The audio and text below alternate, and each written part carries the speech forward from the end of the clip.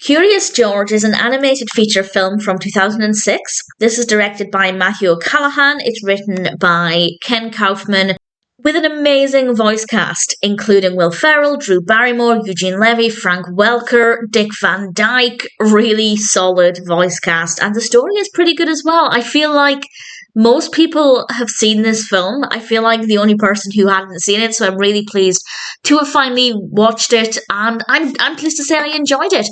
It's about a monkey called George, needless to say, but it's also about a museum worker, and this is Ted, the man in the yellow hat, and I have to say the bright yellow is so eye-catching. It was a really great decision, visually very, very engaging, and the museum is not doing very well. So he goes to Africa to find this idol to bring back to take to the museum so that a lot of people will come and visit the museum. Things don't exactly go according to plan, and while he's there, he encounters this monkey who is eventually called George. And he ends up following Ted back overseas, and it's about Ted, first of all, trying to work out what on earth to do because he lives in an apartment that doesn't allow pets, and also trying to solve the problem of the very problematic museum. And it seems like not a lot of things are going very well for Ted, but he has a new friend in the form of George, and things are delightful when we follow George. George is very curious, of course, given the title. He gets into everything, obviously causing some problems, and Ted has a lot of issues to try and work out. Some of them hindered by George, some of them helped by George, and I'll say no more than that, but it's a delightful story that, for me, is definitely character-driven. I mean, the overarching narrative is really fascinating. I love stories about museums, and I feel like this concept of a monkey coming into Ted's life is very fascinating. They could have done so many different things with this. It is based on the books. I haven't read them. I don't know what they're like.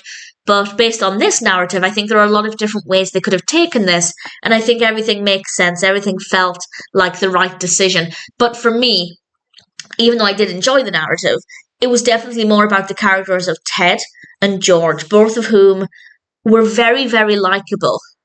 I really enjoyed watching them interact. I thought they were really great, and definitely was something that I had a lot of fun with. And then we have the animation style, which is really satisfying. As I said, the bright yellow colour is very, very engaging, very beautiful, very eye-catching. But the animation as a whole is really delightful.